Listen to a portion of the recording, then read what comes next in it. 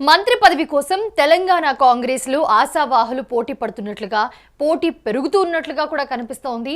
మాజీ cricketer, party senior నేత Azharuddin governor కోటాలో ఎమ్మెల్సీగా ఎంపిక చేసిన సంగతి తెలిసిందే. అయితే జూబ్లీహిల్స్ ఉప ఎన్నికకు ముందే ఆయన కేబినెట్లోకి తీసుకోనున్నారని చెప్పి టాక్ నడుస్తోంది. దీంతో మంత్రి పదవి అంశం మరొకసారి తెర మీదకి వచ్చింది. ఇప్పటికే మంత్రి పదవి కావాలంటూ మునుగోడు ఎమ్మెల్యే కోమటిరెడ్డి రాజగోపాల్ రెడ్డి డిమాండ్ చేస్తూ ఉన్నారు.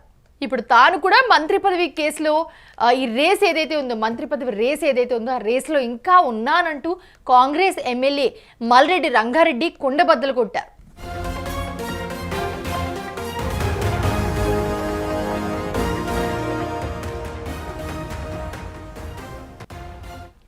అసెంబ్లీ ఆవరణలో మీడియా చిట్చాట్లు, హాట్ కామెంట్స్ చేశారు ఆయన. తాను మంత్రి పదవి రేస్లో ఇంకా ఉన్నా అని తన మనసులో మరోసారి మాట బయట పెట్టారు. అందరికీ కూడా మనసులో ఉన్న మాట, మైనార్టీ కోటాలో అజరుద్దీన్ ఇస్తే నాకు ఇబ్బంది ఏం లేదు, కానీ జూబ్లీహిల్స్ టికెట్ బీసీ నేతకి ఇవ్వాలని చెప్పుకొచ్చారు.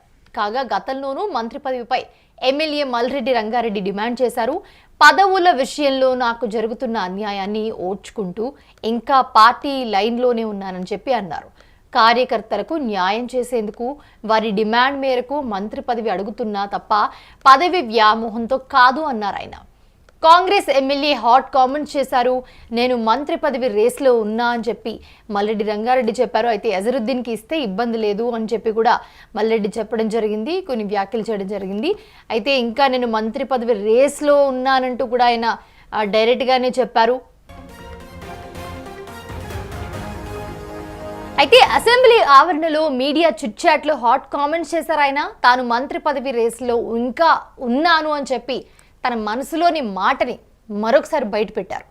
మైనార్టీ కోటాలో అజరుద్దీన్కు ఇస్తే నాకు ఇబ్బంది ఏం లేదు, కానీ జూబ్లీహిల్స్ టికెట్ బీసీ నేతకి ఇవ్వాలని చెప్పుకొచ్చారు. కాగా గతంలోనూ మంత్రి పదవిపై ఎమ్మెల్యే మల్రెడ్డి రంగారెడ్డి డిమాండ్ చేశారు. పదవుల విషయంలో నాకు జరుగుతున్న అన్యాయాన్ని ఓర్చుకుంటూ ఇంకా పార్టీ లైన్లోనే ఉన్నానని చెప్పి అన్నారు.